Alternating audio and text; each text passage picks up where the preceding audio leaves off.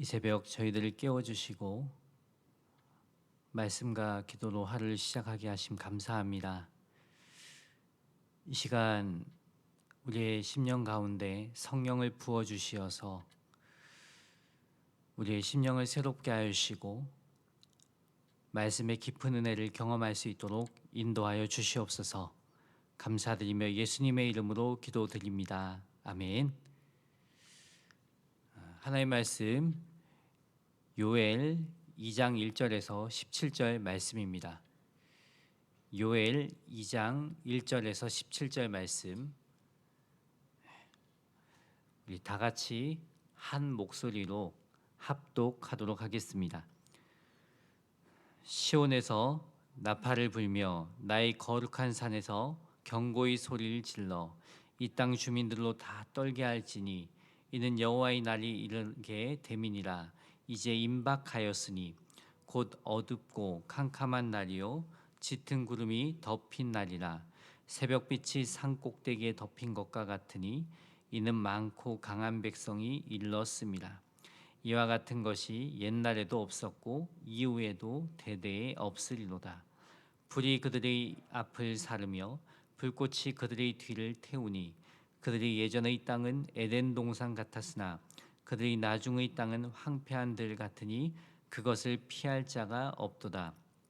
그의 모양은 말 같고 그 달리는 것은 기병 같으며 그들이 산 꼭대기에 뛰어 소리는 병거 소리와도 같고 불꽃이 건불을 사르는 소리와도 같으며 강한 군대가 줄을 벌이고 싸우는 것 같으니 그 앞에서 백성들이 질리고 물의 낯빛이 하얘졌도다. 그들이 용사같이 달리며 무사같이 성을 기어오르며 각기 자기의 길로 나아가되 그 줄을 일탈하지 아니하며 피차에 부딪히지 아니하고 각기 자기의 길로 나아가며 무기를 돌파하고 나아가나 상하지 아니하며 성중에 뛰어 들어가며 성 위에 달리며 집에 기어오르며 도둑같이 창으로 들어가니 그 앞에서 땅이 진동하며 하늘이 떨며 해와 달이 캄캄하며 별들이 빛을 거두도다. 여호와께서 그의 군대 앞에서 소리를 지르시고 그의 진영은 심히 크고 그의 명령을 행하는 자는 강하니 여호와의 날이 크고 심히 두렵도다. 당할 자가 누구이랴? 여호와의 말씀에 너희는 이제라도 금식하고 울며 애통하고 마음을 다하여 내게로 돌아오라 하셨나니 너희는 옷을 찢지 말고 마음을 찢고 너희 하나님 여호와께로 돌아올지어다. 그는 은혜로우시며 자비로우시며 노하기를 더디하시며 인애가 크시사 뜻을 돌이켜 재앙을 내리지 아니하시나니 주께서 혹시 마음과 뜻을 돌이키시고 그 뒤에 복을 내리사 너희 하나님 여호와께 소제와 전제를 드리게 하지 아니하실는지 누가 알겠느냐? 너희는 시온의 나팔을 불어 거룩한 금식일을 정하고 성회를 소집하라. 백성을 모아 그 모임을 거룩하게 하고 장로들을 모으며 어린이와 젖 먹는 자를 모으며 신랑을 그 방에서 나오게 하며 신부도 그 신방에서 나오게 하고 여호와를 섬기는 제사장들은 낭실과 제단 사이에서 울며 이르기를 여호와여 주의 백성을 불쌍히 여기소서 주의 기업을 욕되게 하여 나라들로 그들을 관할하지 못하게 하옵소서. 어찌하여 이방인으로 그들이 하나님이 어디 있느냐 말하게 하겠나이까 할지어다. 아멘. 오늘 말씀 제목은 이제라도 주께 돌아오라입니다. 우리에게 위급한 상황을 알리는 소리들이 있습니다. 화재가 났을 때에는 화재 경보음이 울립니다. 응급차가 응급 환자를 이송할 때에는 사이렌 소리를 냅니다. 사람들은 그 소리를 듣고 응급차가 지나갈 수 있도록 양보합니다. 우리는 경보음을 듣고 그 상황에 맞게 대처할 수 있습니다. 이처럼 하나님께서도 우리에게 어떤 일이 발생하기 전에 미리 말씀하십니다. 그런데 중요한 것은 하나님께서 말씀하실 때 그 말씀 앞에 어떻게 반응하느냐는 우리 몫입니다. 오늘 말씀에 보면 선지자가 시온에서 나팔을 불라고 외칩니다. 1절에 시온에서 나팔을 불며 나의 거룩한 산에서 경고의 소리를 질러 이 땅 주민들로 다 떨게 할지니 이는 여호와의 날이 이르게 됨이니라. 이제 임박하였으니. 이스라엘 백성들은 모든 백성이 모여야 할 때나 특별한 사건을 알릴 때, 그리고 종교적 절기들이나 전쟁이 일어났음을 알려야 할 때 나팔을 불었습니다. 본문에서의 나팔은 전쟁을 알리기 위한 것이었으나 한편으로는 회개와 금식을 하도록 일깨우는 나팔이기도 합니다. 여호와의 날이 난 그 당시 이스라엘에게는 심판의 날을 말합니다. 하나님께서 이방 나라를 통해 징계하시는 날입니다. 오늘을 살아가는 우리에게는 재림의 날입니다. 다시 오실 주님을 고대하고 기다리는 우리에게 주님이 이 땅에 다시 오시는 그 재림의 날을, 그 임박한 재림의 날을 뜻하기도 합니다. 그날이 임박했으니 회개하고 돌이키라는 그 뜻에서 나팔을 불라고 한 것입니다. 하나님은 날마다 말씀하시는 분이십니다. 그 말씀 앞에 어떻게 반응하느냐는 우리 몫이라고 했습니다. 우리 건강도 문제가 생길 때 몸에서 이상 신호를 보냅니다. 통증이나 안 좋은 증상들이 생깁니다. 몸에서 이상 신호를 보내는데도 그냥 별일 아니겠지 하고 그냥 두면 나중에 더 큰 병이 생길 수도 있습니다. 그래서 몸에서 이상 신호를 보낼 때 병원에 가서 조기 치료를 받으라고 합니다. 마찬가지로 지금 주님께서 나에게 하시는 말씀에 회개하고 돌이켜야 합니다. 지금 나에게 하시는 말씀에 순종으로 반응해야 합니다. 그리하여 여호와의 날, 재림의 날을 준비해야 합니다. 2절, 3절은 여호와의 날에 어떤 일이 벌어지는지 말씀하고 있습니다. 2절, 곧 어둡고 캄캄한 날이요 짙은 구름이 덮인 날이나 새벽빛이 산꼭대기에 덮인 것과 같으니 이는 많고 강한 백성이 일렀습니다. 이와 같은 것이 옛날에도 없었고 이후에도 대대에 없으리로다. 대적들의 공격은 그 수나 세력에 있어서 그 예를 결코 찾아볼 수 없는, 옛날에도 없었고 이후에도 대대에 없으리로다. 그만큼 엄청난 것이었음을 전하고 있습니다.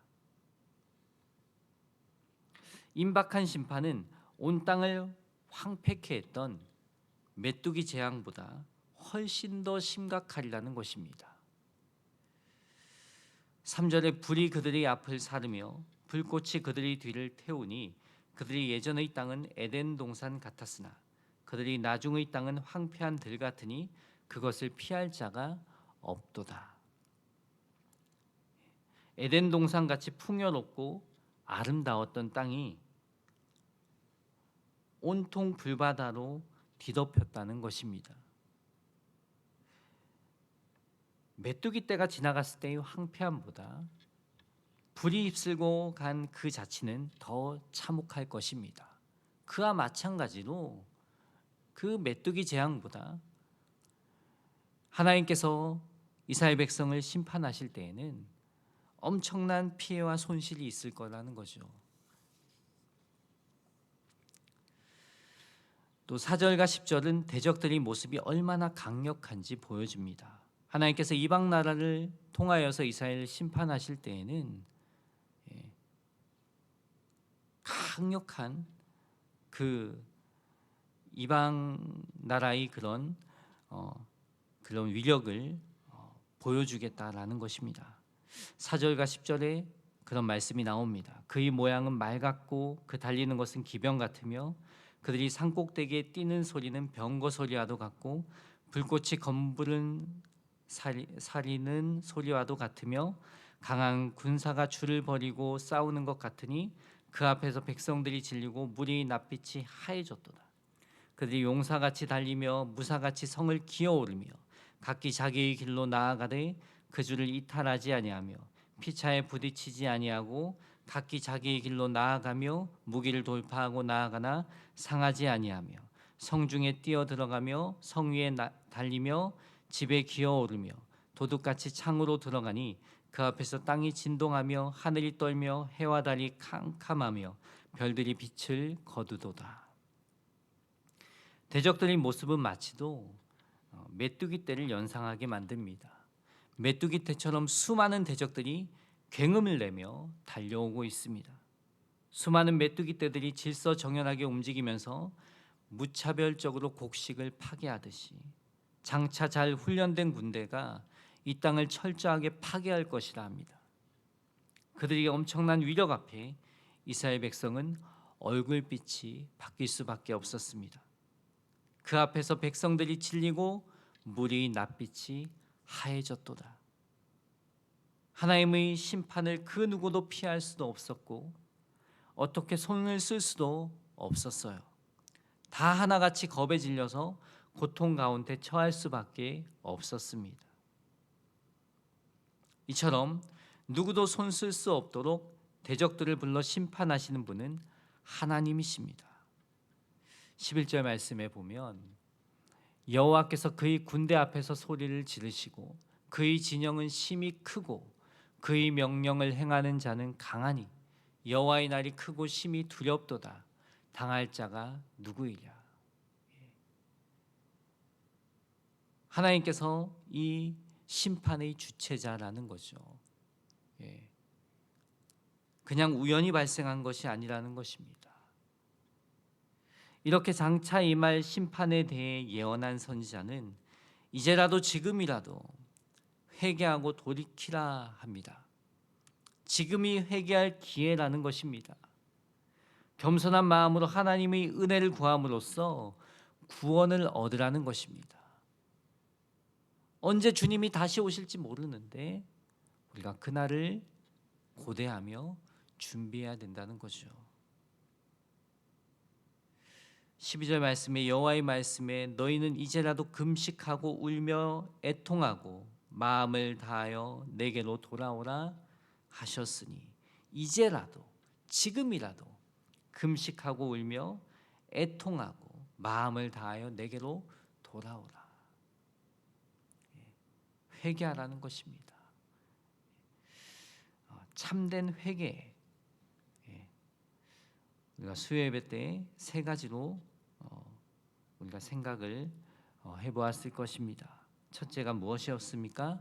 방향 전환입니다. 참된 회개는 방향 전환이에요. 죄의 길로 가던 사람이 주님께로 방향을 전환하는 것입니다. 둘째, 주인이 바뀌는 것입니다. 참된 회개는 뿌리가 바뀌어야 합니다. 내가 주인된 삶에서 예수님이 주인된 삶으로 바뀌는 거예요. 그런데 근본적인 뿌리가 바뀌지 않은 상태에서 많은 사람들이 가지치기만 합니다. 눈에 보여지는 내가 행한 그 죄로 인한 애통만 합니다. 하지만 근본적인 뿌리가 바뀌지 않은 상태에서는 계속 똑같은 죄를 짓습니다.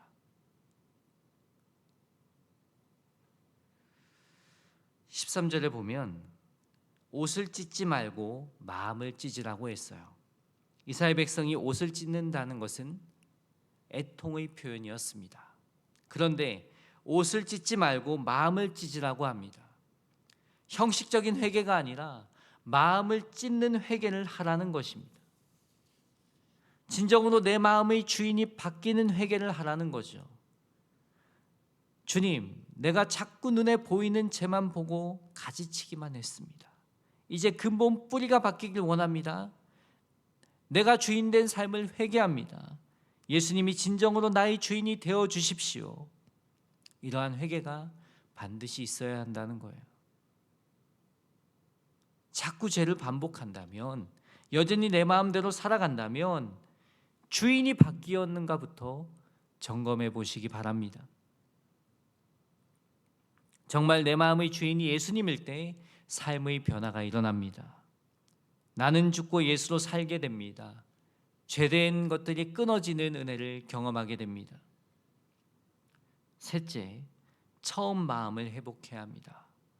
처음 주님을 만났을 때의 그 감격이 과거의 추억이 되어서는 안 됩니다. 지금 나의 삶의 실제가 되어야 합니다. 과연 처음 주님을 믿었을 때의 그 감격이 있습니까? 아니면 세상에 물들고 세상의 가치관을 따라 내가 나도 모르는 사이에 정말 내 삶 가운데 주님은 온데간데 없고 내가 원하는 대로 살다 보니 정말 주님을 만났을 때가 내 삶 가운데 있었나 싶을 정도로 삶이 무너져 있다면 그 처음 마음을 회복하게 해달라고 우리는 구해야 합니다.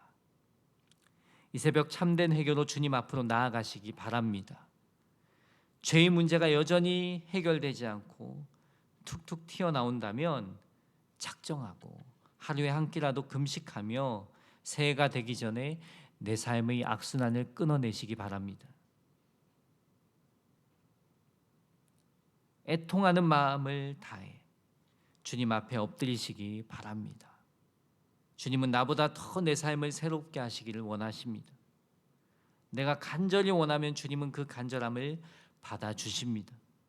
문제는 내가 원하지 않기 때문에 주님의 역사를 경험하지 못하는 것입니다. 나의 고집, 완고함, 교만함이 주님의 역사를 방해합니다. 이제는 미루지 맙시다. 참된 회개로 주님 앞으로 나아가시기 바랍니다. 주님께서 내 마음 가운데 일하실 것입니다. 에스겔 11장 19절 20절에 내가 그들에게 한 마음을 주고 그 속에 새 영을 주며 그 몸에서 돌 같은 마음을 제거하고 살처럼 부드러운 마음을 주어 내 율례를 따르며 내 규례를 지켜 행하게 하리니 그들은 내 백성이 되고 나는 그들의 하나님이 되리라. 참되게 회개하는 자에게 성령을 부어주겠다고 하십니다. 성령을 부어주겠다고 하십니다.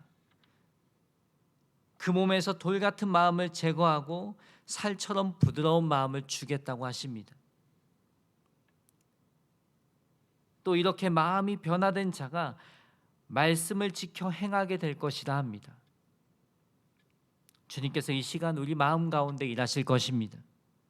간절함으로 기도할 때 성령을 부어주시고 우리의 마음을 부드럽게 하시고 우리의 삶에 놀라운 변화를 일으키실 것입니다. 이 새벽 성령으로 내 마음이 새롭게 되는 은혜를 경험하는 시간 되길 소망합니다. 13절에 너희는 옷을 찢지 말고 마음을 찢고 너희 하나님 여호와께로 돌아올지어다. 그는 은혜로우시며 자비로우시며 노하기를 더디하시며 인애가 크시사 뜻을 돌이켜 재앙을 내리지 아니하시나니. 이 말씀에서 기억해야 할 사실이 있습니다. 하나님께서 마음을 찢는 자를 받아주시는 것은, 참되게 회개한 자를 지금도 받아주시는 것은, 지금도 우리에게 회개할 기회를 주시는 것은 인간의 어떤 행위 때문이 아닙니다. 그분의 무한하신 사랑 때문이라는 사실입니다. 13절에서 회개와 용서의 근거가 되는 그분의 사랑이 세 가지로 표현되어 있습니다. 그는 은혜로우시며 자비로우시며 노하기를 더디하시며 인애가 크시사 뜻을 돌이켜 재앙을 내리지 아니하시나니. 그분의 사랑을 어떻게 표현하고 있습니까? 첫째, 은혜로우시며. 은혜가 무엇입니까? 받을 자격이 없음에도 베풀어 주시는 사랑을 말합니다. 둘째, 자비로우시며 죄 가운데 처해 있는 인간을 버려두지 않으시고 돌아보시는 사랑을 말합니다. 셋째, 인애가 크시사 죄인을 향해 오래 참으시는 사랑을 말합니다. 은혜로우시며 자비로우시며 인애가 크신 하나님의 사랑을 가장 잘 표현한 이야기가 무엇입니까? 예수님께서 말씀하신 탕자 이야기입니다. 탕자가 다시 아버지께로 돌아올 수 있었던 근거는 무엇입니까? 그것은 바로 아버지가 자신을 받아주실 것이라는 사실입니다. 여전히 자신을 사랑하고 계시리라는 사실입니다.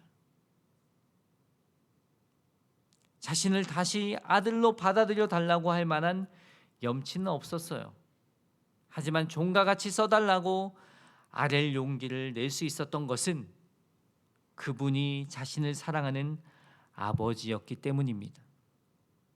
이처럼 하나님 아버지가 어떤 분이신지 아는 자만이 그분께로 돌아올 수 있습니다. 우리는 하나님의 사랑받는 자녀인 줄 믿습니다. 이 새벽 나를 받아주시는 분이 계시기에 기도할 수 있는 것입니다. 마음을 찢으며 회개할 수 있는 것입니다. 나를 받아주시는 주님의 사랑을 깊이 경험하는 저와 여러분 되길 소망합니다. 15절과 17절, 너희는 시온에서 나팔을 불어 거룩한 금식일을 정하고 성회를 소집하라. 백성을 모아 그 모임을 거룩하게 하고 장로들을 모으며 어린이와 젖먹는 자를 모으며 신랑을 그 방에서 나오게 하며 신부도 그 신방에서 나오게 하고 그 누구도 예외 없이 모이라는 거예요. 갓 결혼한 신랑 신부도 모이라는 거예요. 어린이와 젖먹는 자들도 모이라는 거예요. 17절에 여호와를 섬기는 제사장들은 낭실과 제단 사이에서 울며 이르기를, 영적 지도자들이 먼저 통곡하고 회개하라는 말씀이죠. 여호와여, 주의 백성을 불쌍히 여기소서, 긍휼히 여기소서. 주의 기업을 욕되게 하여 나라들로 그들을 가난하지 못하게 하옵소서. 어찌하여 이방인으로 그들의 하나님이 어디 있느냐 말하게 하겠나이까 할지어다. 무슨 말씀입니까? 개인적으로 우리가 통곡하며 회개의 시간을 가져야 하지만 더 나아가서 공동체가 함께 죄의 문제를 놓고 회개하며 애통해야 한다는 말씀입니다. 그래서 백성을 모아 그 모임을 거룩하게 하라고 합니다. 이 땅 가운데 문제가 발생하는 것은 거룩이 무너졌기 때문입니다. 개인, 가정, 교회, 이 나라와 이 민족 가운데 거룩이 무너질 때 우리는 애통해야 합니다. 거룩이 무너진 소식이 이 땅 가운데 얼마나 많이 있습니까? 우리는 믿는 자로서 하나님의 말씀에 역행하는 이 세상을 바라보면서 거룩이 회복되길 기도해야 합니다. 우리는 먼저 개인적인 회개의 시간을 충분히 가져야 합니다. 그리고 더 나아가 가정, 교회, 이 나라, 이 민족을 긍휼히 여겨주십시오. 긍휼히 여겨주십시오. 깨어서 기도해야 합니다. 죄악의 소식을 들을 때마다 그 죄를 나의 죄로 여기고 마음을 찢으며 기도해야 합니다. 구약의 수많은 선지자가, 수많은 믿음의 사람들이 민족의 죄악을 나의 죄로 여기고 애통하며 기도했습니다.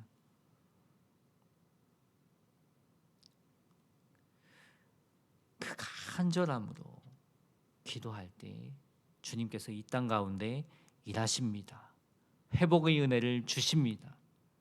역대하 7장 13절 14절에 혹 내가 하늘을 닫고 비를 내리지 아니하거나 혹 메뚜기들에게 토산을 먹게 하거나 혹 전염병이 내 백성 가운데 유행하게 할 때, 오늘날에 벌어지는 일들입니다. 기근과 또 자연재해와 전염병, 오늘날의 코로나, 정말 우리 인간의 힘으로는 어쩔 도리가 없습니다. 아무리 좋은 백신을 개발해도 막을 도리가 없습니다. 이러한 때에 내 이름으로 일컫는 내 백성이 그들이 악한 길에서 떠나 스스로 낮추고 기도하여 내 얼굴을 찾으면 내가 하늘에서 듣고 그들의 죄를 사하고 그들의 땅을 고칠지라. 하나님께서는 코로나 상황 가운데 믿는 자들이 다시 일어나길 원하십니다. 깨어 기도하길 원하십니다. 참된 해결로 돌이키길 원하십니다. 믿는 자들이 먼저 거룩을 회복하길 원하십니다. 이 시간 주님의 마음을 우리가 생각해 보길 소망합니다. 우리가 거룩하신 주님 앞에서 이 새벽 간절함으로 기도하며 나아갑시다. 개인과 가정과 교회, 이 나라, 이 민족의 회복을 위해 간절함으로 기도하는 저와 여러분 되길 예수님의 이름으로 축복합니다. 기도하겠습니다.